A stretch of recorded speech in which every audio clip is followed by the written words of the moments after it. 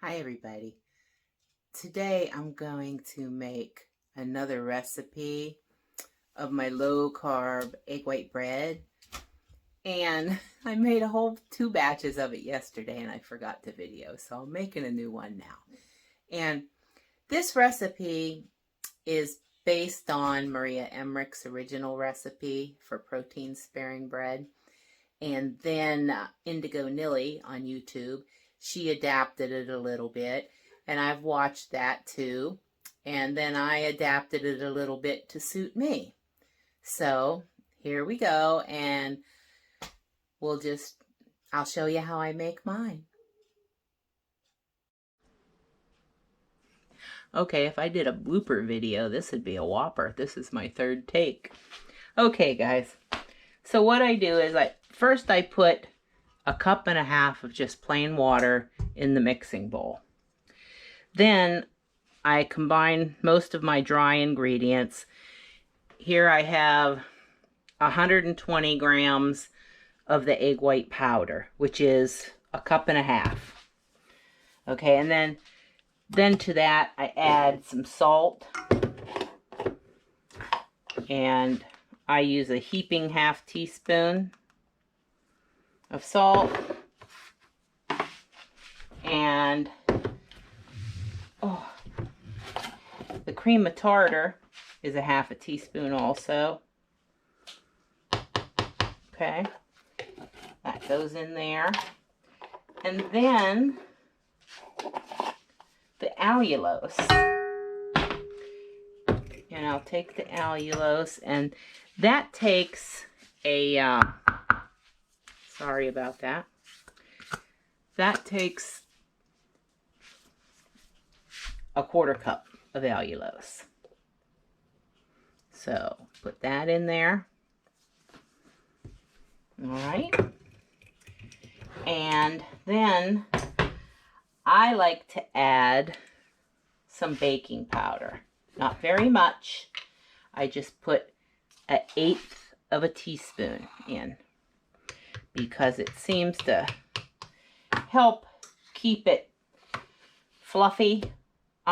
Not so much rising, but this, when you whip it, it gets nice and fluffy. But if you're not really quick about getting it into your pan and into your oven, it can start to deflate just a little bit. And I noticed that the baking powder helps to keep it sort of fluffy. It does rise just a little bit, but I like to do it this way.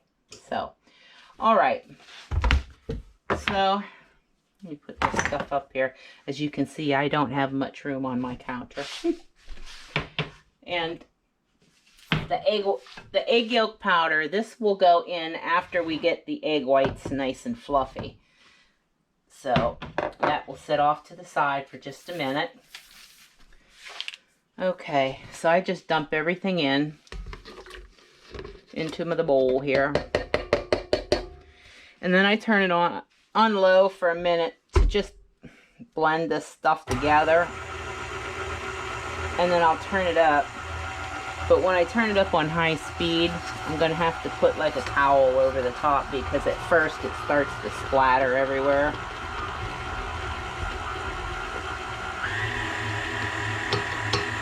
So I'll just turn it up a little bit at a time here. And make sure you preheat your oven to 325 while you're doing this. Okay, I'm going to turn it up, but I'm going to put this towel over it, because it will splash at first until it gets a little bit thickened. I'll be back with you in a minute.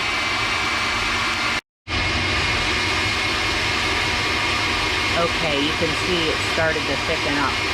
So I will let it whip like this. In mine, in this recipe, and in my area here, it takes about 7 minutes for it to get to the point where it's thick enough for me to blend in the egg yolk powder. So I'll be back when it's time to do that.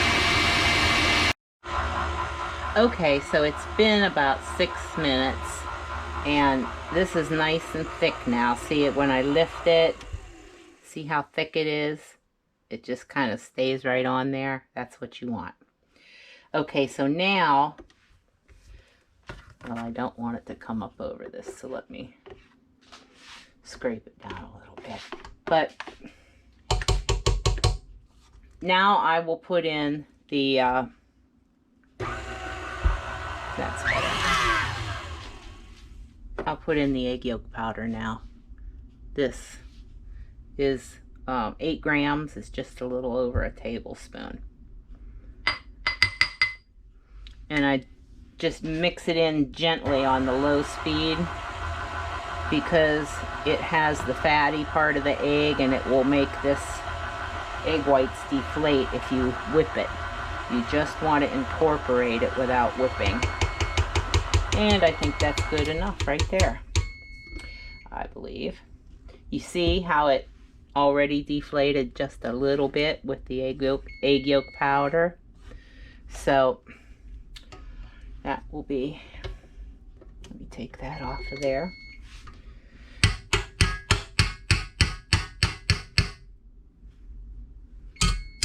I always make a mess. Okay, well, that's all right. Okay, my timer's going off. All right, so I just I take it off of the mixer then, and move that over out of the way a little bit if I can. Okay, that thing's heavy, very heavy. Okay, let's see if I can move the camera over here a little bit. Yeah. Okay, so this is my pan. I have a metal pan underneath my form because this is silicone and you can see it's very floppy. But I really like this for making these rolls, these buns. So I'll just go around the edges of this again and make sure that the egg yolk powder is mixed in. And then once I feel pretty confident that it's mixed in well, then I'll start filling up the pan. And I just take a spoon and put it in there.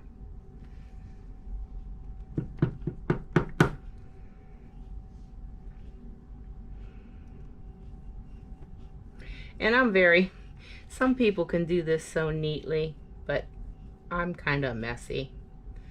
You know, I just usually put it right to the top of the round part of the muffin area. I don't go over top of that. Well, maybe a little sometimes, but you get the drift. Okay.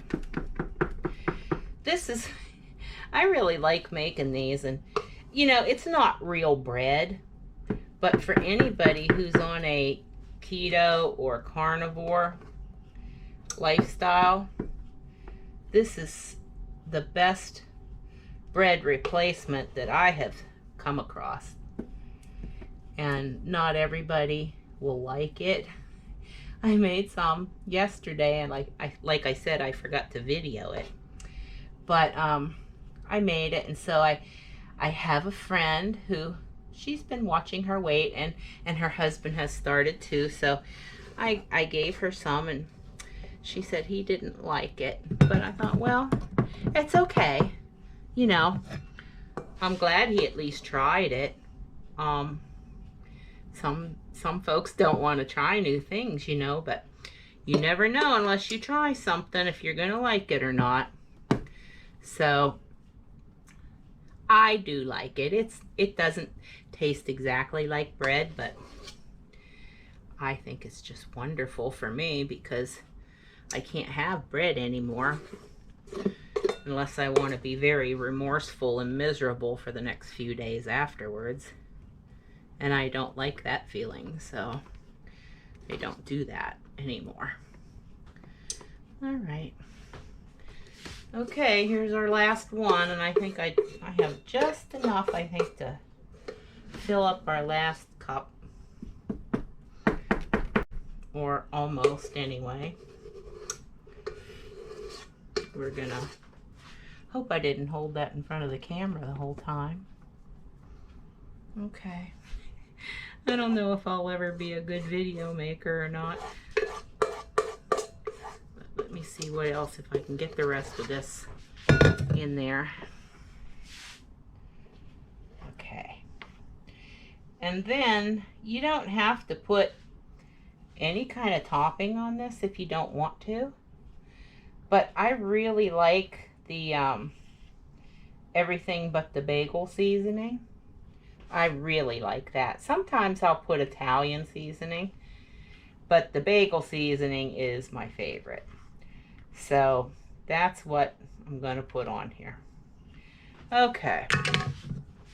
Well, I guess I didn't butcher that up too badly, did I?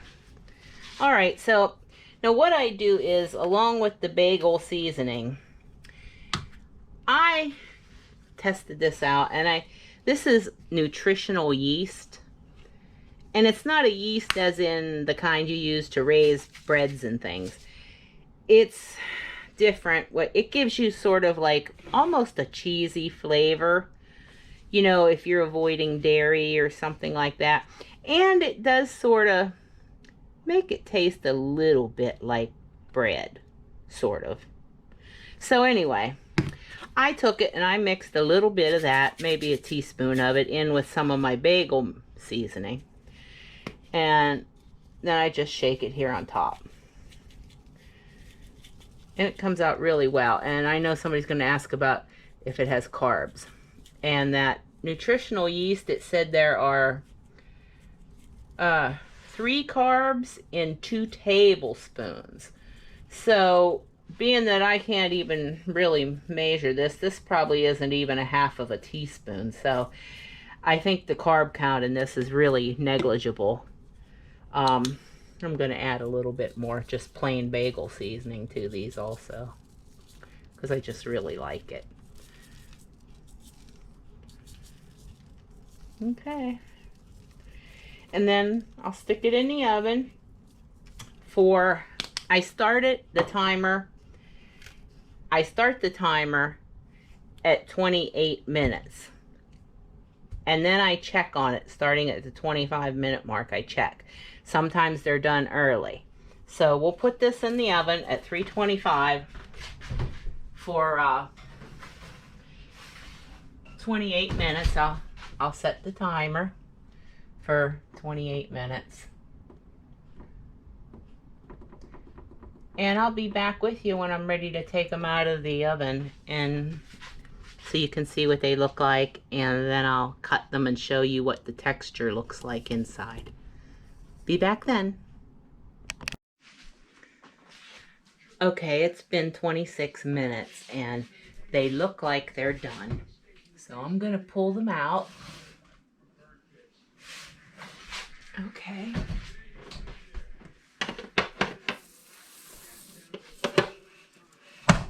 They look really nice. So I'll let them sit here for a few minutes just to cool off a bit. And then I'll take them out. I'll pop them out. I'll show you how easy it is to pop them out of these silicone molds. So we'll be back in just a minute or two. Okay, I'm going to pull them out of the mold now and sit them. I have a nice little glass cutting board over here. So what I do is I just take them, I put my fingers underneath and sort of just roll it right on out, and it pops right out. Look at the texture.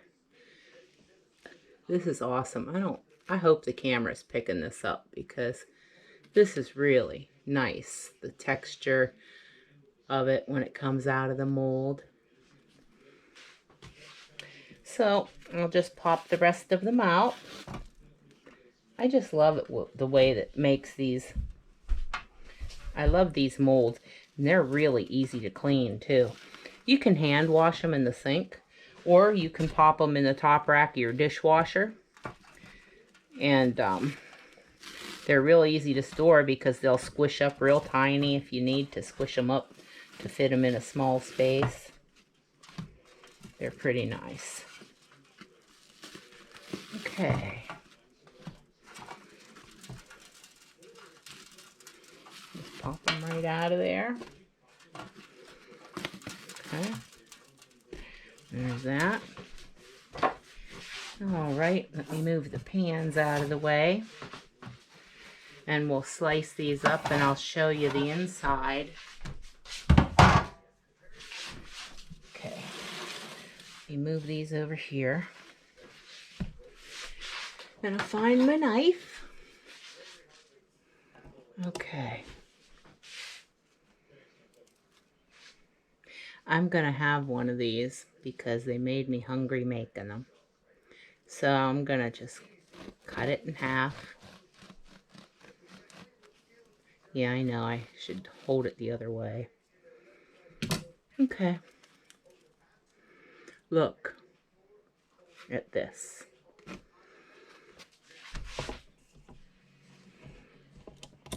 Let me see. I'm getting a shadow here somehow. But can you see that texture of that? It's really nice. So I just slice them. I'll slice them all. And then I'll put them in a Ziploc bag. And I'll probably leave them out on the counter overnight. Well, no, I won't. My little Emmy dog, she gets into everything. I'll pop them in the fridge. But I'll slice them all up and then I'll put them in a bag. And then I can use these for breakfast or for hamburgers or whatever. You know, they're pretty versatile. So there you go.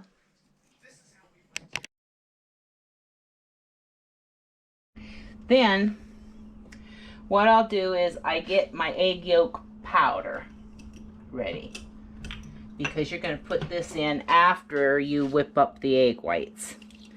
And I weigh this also. And I've experimented with this too. And I like to put about 7 to 8 grams, which is just a little over a tablespoon. See? That's 8 grams right there. Oh crap, I just put it in the wrong thing, didn't I? Okay, well guess what? We're gonna have a new recipe tonight because that wasn't supposed to go in there like that.